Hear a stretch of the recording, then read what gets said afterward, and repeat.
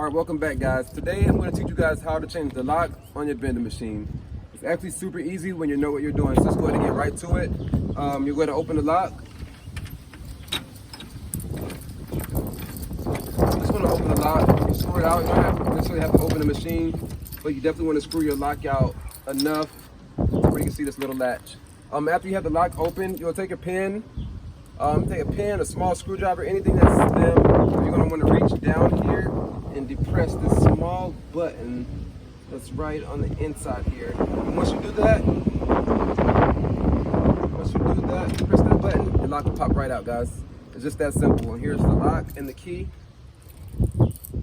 And the same thing, you replace it with a new lock. You get the new lock, you're going to want to make sure that it's unlocked. Once you lock it and unlock it, this will go down. So you're going to make sure it's unlocked.